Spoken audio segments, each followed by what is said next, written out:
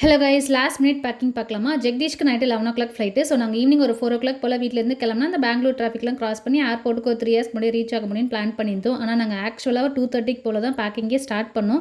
என்னென்ன எடுத்துகிட்டு போனோம், எதை எப்படி அரேஞ்ச் பண்ணணும்னு சொல்லி எல்லாமே பார்த்து வச்சுட்டு அதுக்கப்புறம் தான் ஆக்சுவல் பேக்கிங்கே ஸ்டார்ட் பண்ணியிருந்தோம். டைம் ரொம்ப கம்மியாக தான் இருந்துச்சு. நாங்களே அவசர அவசரமாக பேக் பண்ணிட்டு இருந்தோம். இதுக்கு நல்ல செல்லியே வேறு நானும் பேக் பண்ணணும்னு சொல்லி எங்களை பயங்கரமாக டிஸ்டர்ப் பண்ணிட்டு இருந்தான். அப்புறம் என்ன தூக்கி ஓரமாக உட்கார வச்சுட்டு எப்பயும் போல் பேக்கிங்கை கண்டினியூ பண்ணோம். வெயிட் மட்டும் செக் பண்ண முடியல. ஆக்சுவல் வெயிட்டோட கம்மியாக தான் இருக்கும்னு நினச்சி குத்து மதிப்பாக ஒரு வழியாக பேக்கிங்கை முடிச்சிட்டோம். எங்கே போகிற நீ? காரில் போறியா? யார் கூட? காரில் போறியா டேடி கூட? அடேங்கப்பா.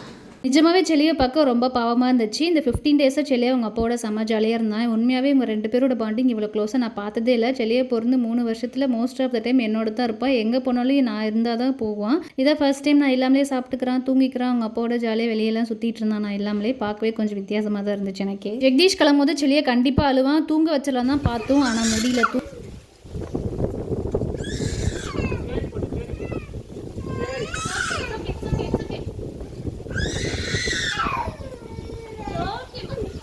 அண்ட் இந்த தடவை ஜெகதீஷ் நான் பஸ்லேயே போய்க்கிறேன் அப்படின்னு தான் சொல்லிட்டு இருந்தாங்க. பேக் பண்ணி முடிக்கவே கொஞ்சம் லேட் ஆகிடுச்சு. வெயிட்டும் ரொம்ப அதிகமாக இருந்துச்சு. கண்டிப்பாக அந்த லக்கேஜ்லாம் எடுத்துகிட்டு 2-3 பஸ்லாம் மாறி ஏர்போர்ட்டுக்கு டைமுக்கு ரீச் ஆக முடியுதுன்னு சொல்லி லாஸ்ட் மினிட்ல ஒரு டிரைவர் வந்து அரேஞ்ச் பண்ணோம். அப்படி போயுமே வந்து டைமுக்கு ஏர்போர்ட்டுக்கு ரீச் ஆக முடியல. ஒரு 1.5 ஹவர்ஸ்க்கு முன்னாடி தான் ரீச் ஆனாங்க.